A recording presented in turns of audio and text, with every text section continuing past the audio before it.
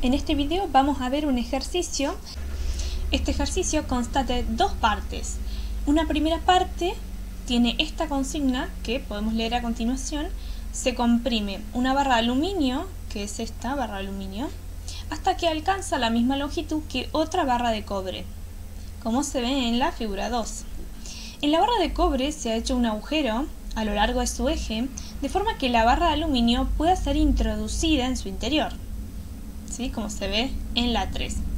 Se procede a introducir la barra de aluminio dentro de la barra de cobre y se la suelda. Se la vincula mediante una soldadura.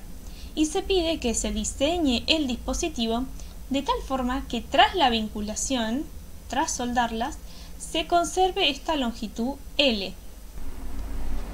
Entonces, entrando en un poco más de detalle, tenemos una primera etapa en la cual vamos a comprimir la barra de aluminio hasta que alcance la longitud L que tiene la barra de cobre. Para esto, una forma para lograrlo es colocando la barra de aluminio dentro de la de cobre y allí dejando un espacio entre ambas, por supuesto, porque no queremos que aparezcan esfuerzos laterales, entonces no deberían tocarse sus secciones transversales. Y allí comenzamos a aplicar la fuerza de compresión que necesitamos para que el aluminio alcance la longitud L.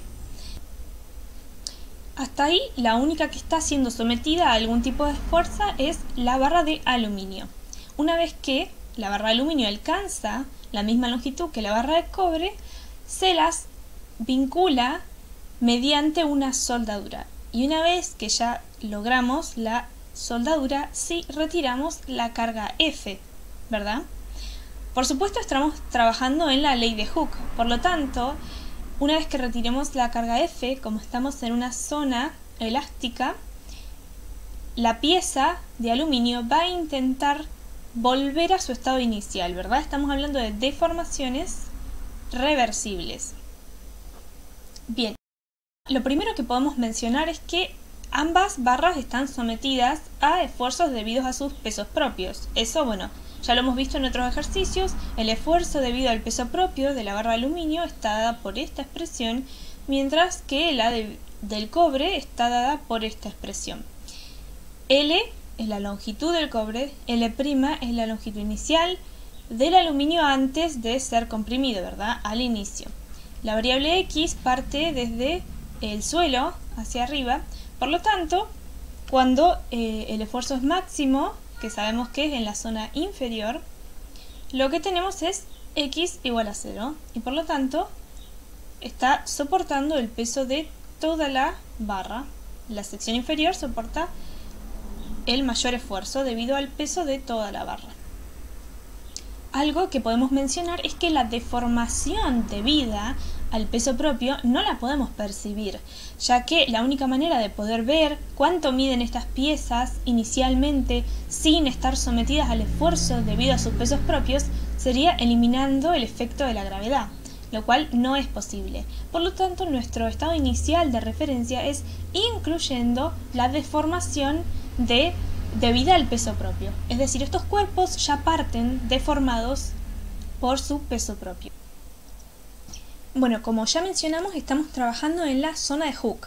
Por lo tanto, en este caso, como no se nos dan las tensiones máximas de proporcionalidad, lo que vamos a hacer es utilizar el límite empírico que tenemos para piezas metálicas, que es que se cumpla que la deformación unitaria, en este caso del aluminio, que es el que estamos comprimiendo al principio, sea menor que el 0,2%, que es lo mismo que sea menor a 0,002. Por lo tanto, la diferencia entre la cuenta que tenemos que hacer es que L, que es la longitud final que queremos lograr, menos la longitud inicial del aluminio, que es L', sobre su longitud inicial, sea menor al 0,2%. Bien, los alumnos que trabajaron con este ejercicio propusieron valores. Propusieron que L' sea igual a 1,201 metros y que L sea igual a 1,2 metros.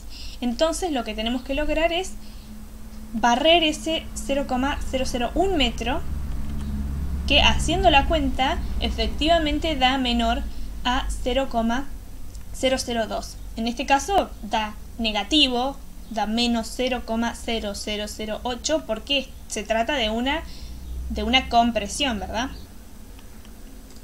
Bien, con ese valor entonces estaríamos dentro de la ley de Hooke según nuestro límite empírico que estamos tomando, ¿no? Bien, a continuación lo que hacemos es, vamos a intentar calcular la fuerza que se necesita para lograr esa deformación que estamos proponiendo, ¿no? Para lograr barrer esos 0,001 metros que necesitamos para que la barra de aluminio alcance la longitud L. Para ello, por supuesto, como estamos en la zona de Hooke, nos valemos de la ecuación de Hooke. De acá despejamos la F. Bien, sabemos que esta relación de acá es menos 0,0008, ¿no? Eso lo pusimos nosotros como límite para estar dentro de la zona de Hooke. Estamos holgadamente dentro, ¿no? Es mucho menor que este valor. Mientras que el módulo de Young del aluminio es conocido y la sección ha sido también definida por los alumnos de este grupo como 0,13 metros cuadrados. Y el módulo de Young, bueno, ahí está. Haciendo esta cuenta, nos da que la fuerza que tengo que aplicar para lograr cubrir esta distancia a través de una compresión es negativa, porque de compresión, 7280 kN.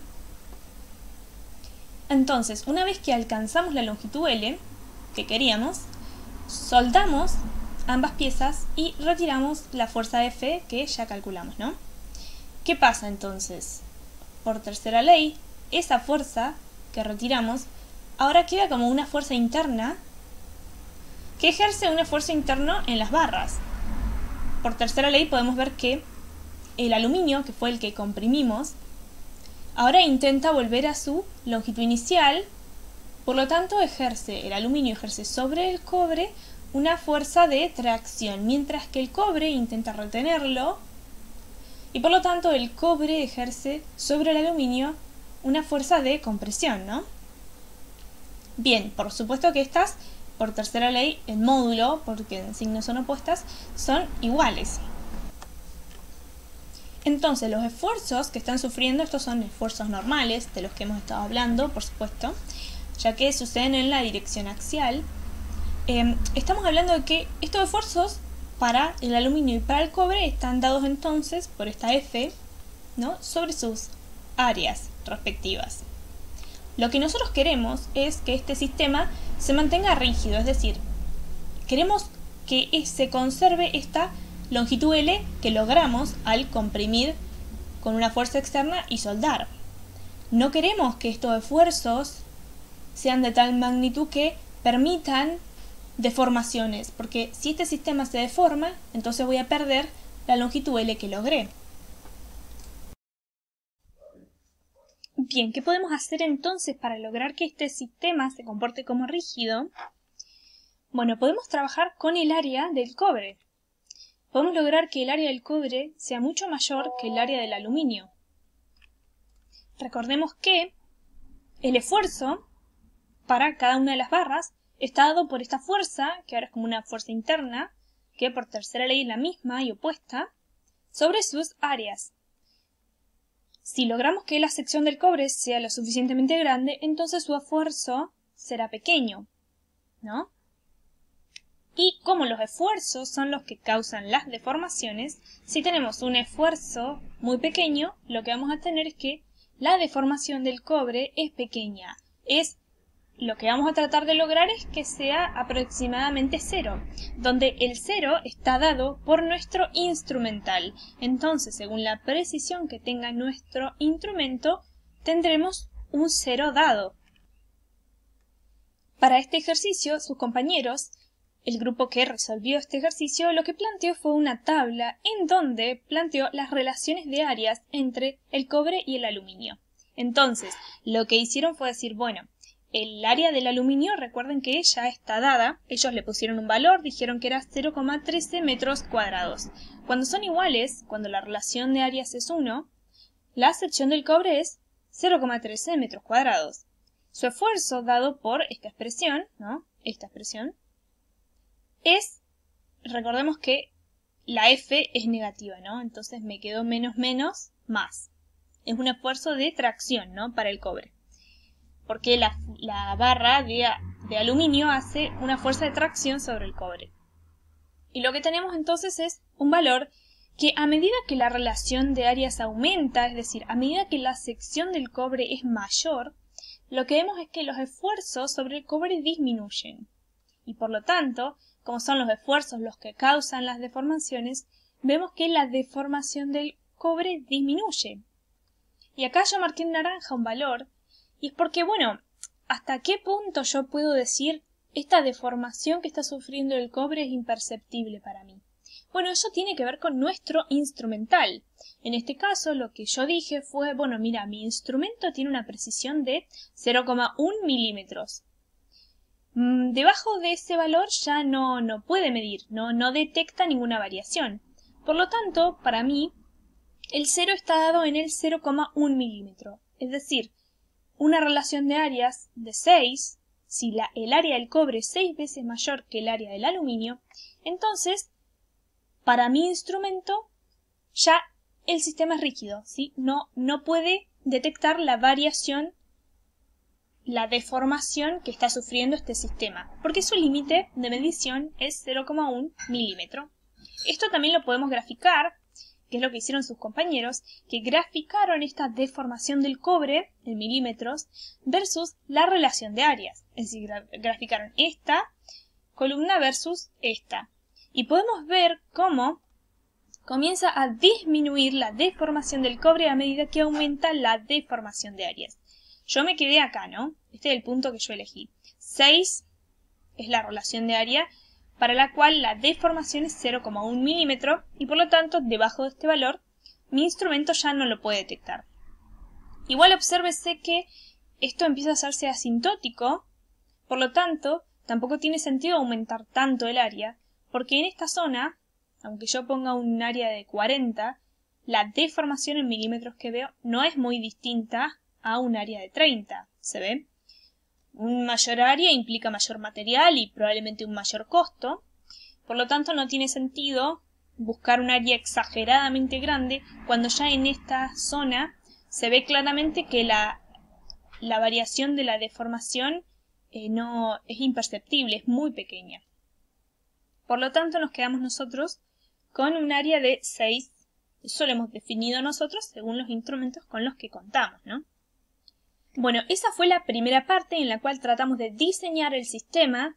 Básicamente lo que diseñamos fue el área del cobre, la sección transversal del cobre, de tal manera que el sistema se mantenga rígido y así poder conservar esa longitud L que logramos al comprimir la barra de aluminio y soldarla a la de cobre. Ahora, la segunda etapa tiene que ver con el arreglo en paralelo de estas dos barras que ahora están vinculadas y por lo tanto, si ahora las sometemos a una fuerza externa F', esto es un sistema que trabaja en paralelo y por lo tanto queremos saber qué parte de la fuerza F' toma cada barra y también nos interesa saber cuál es el valor máximo que puede tomar esta F' para que en todo el proceso nos mantengamos dentro de la zona de Hooke. Por supuesto, porque si no, no podríamos utilizar las ecuaciones que estamos utilizando.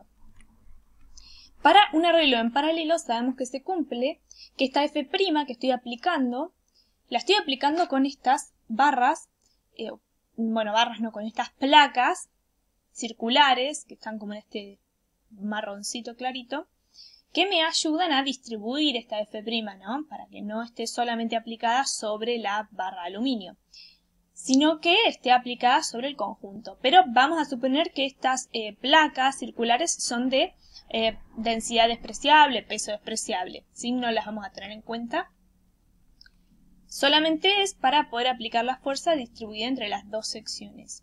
Entonces se va a cumplir, por ser un arreglo en paralelo, que la fuerza prima, esta F' que estoy aplicando, se va a distribuir entre el aluminio y el cobre, ¿sí? Y por otro lado también se va a cumplir, por ser un arreglo en paralelo, que las deformaciones del aluminio y el cobre son iguales. Y son iguales a la deformación total. Bueno, y acá aclaramos que F' va entre 0, que sería no aplicarla, hasta un F' máximo que también se nos pide y tenemos que calcular. Bien, voy a comenzar entonces calculando qué parte de la fuerza F' toma cada barra. Para ello voy a hacer uso de la ley de Hooke y despejo entonces de la ley de Hooke la deformación para el aluminio y la deformación para el cobre, y me van a quedar estas expresiones, ¿no? La deformación del aluminio entonces está relacionada con la fuerza que toma el aluminio por su longitud inicial, que es L, sobre, bueno, su módulo de Young y su sección inicial. Y para el cobre, bueno, lo mismo, por supuesto cambiando los subíndices porque es para el cobre, ¿no? La fuerza que toma el cobre.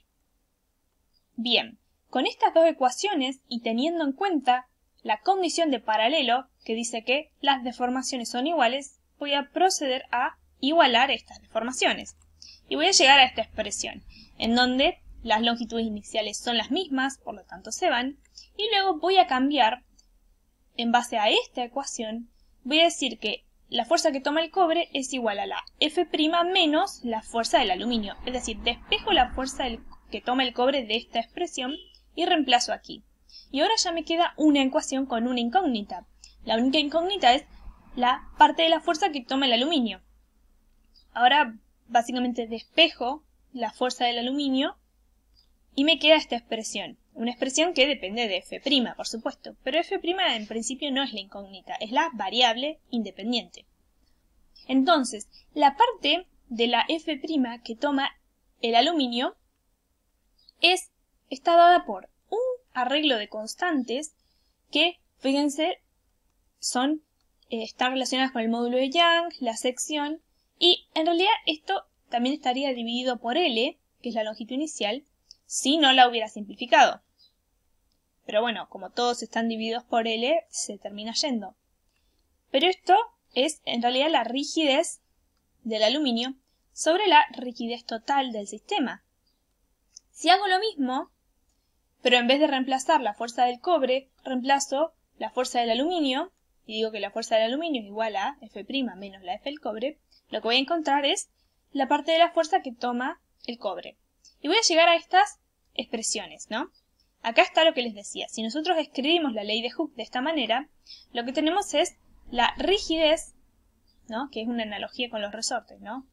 Donde el K vendría a ser este arreglo de constantes, módulo de Young por sección sobre longitud inicial. ¿Qué es lo que tenemos acá? Donde L, como ya dijimos, se va, ¿no? Se fue.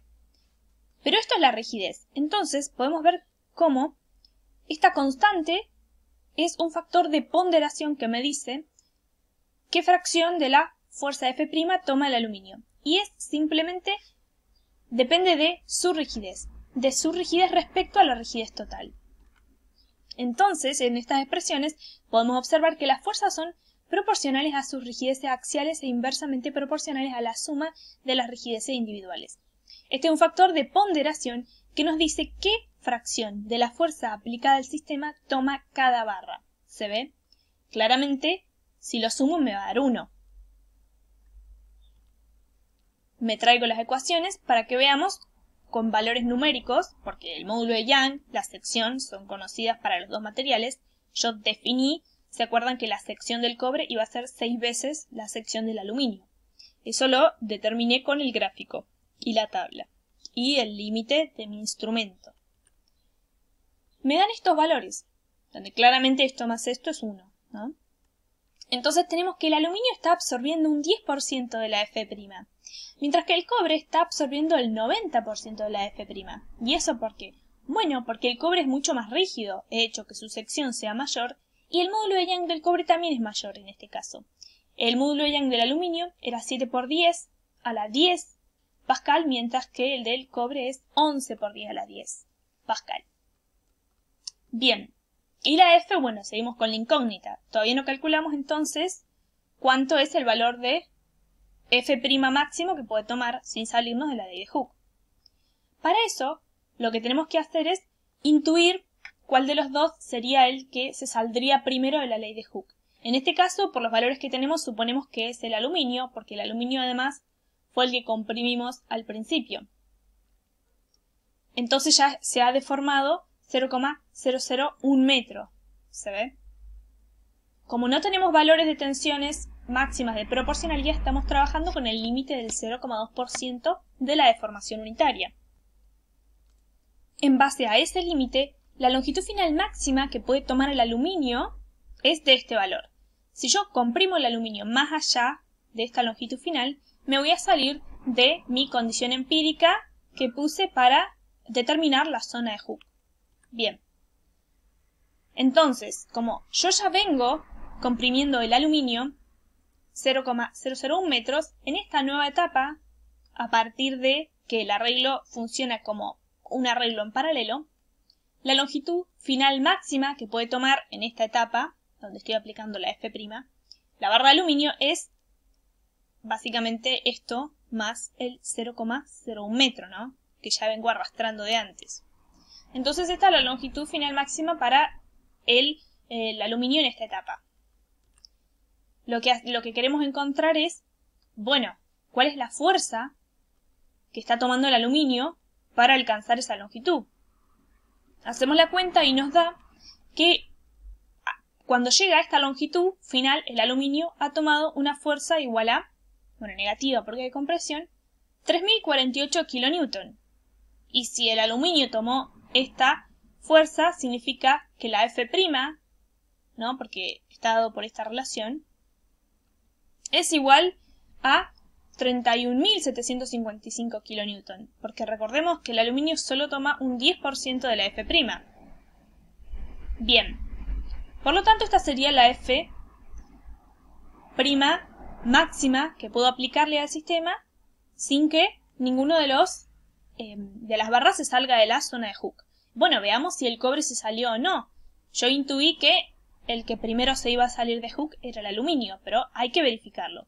¿Qué hago? Bueno, calculo con esta misma fuerza, con esta misma F' máxima, calculo cuánto se deformó el cobre.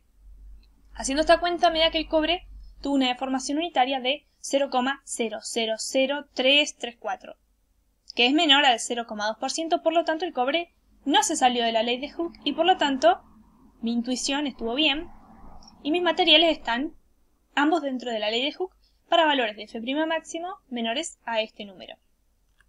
Y por último lo que queremos es expresar los esfuerzos de las dos barras a través de, bueno, todo el proceso. Hay involucrados diferentes esfuerzos. Por un lado tenemos el esfuerzo que está soportando la barra de aluminio, que es debido al esfuerzo que soporta la barra de aluminio debido a su peso propio, que como ya dijimos es una función de X, ¿verdad? Que es la posición. X es una variable que va entre 0 y L' para el aluminio, que depende de la altura de la barra en la que nos encontremos. Luego también tenemos que tener en cuenta el esfuerzo al que está sometido la barra de aluminio debido a la compresión inicial que se hizo. La barra de aluminio queda tensionada tras la vinculación.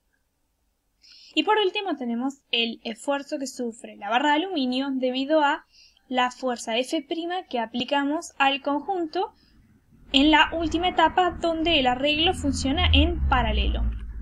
Bueno, como ya dijimos, el esfuerzo debido al peso propio responde a la siguiente expresión, que depende de la densidad del aluminio, la gravedad y, bueno, las variables de altura, que en este caso X parte del suelo, es 0 en el suelo y toma el valor de L' en la sección superior de la barra de aluminio. Luego tenemos este esfuerzo, que es el debido a la vinculación. La barra de aluminio sufre este esfuerzo, queda tensionada la barra de aluminio debido a que su sección es pequeña, entonces el esfuerzo remanente que queda en la barra de aluminio tras la vinculación es importante.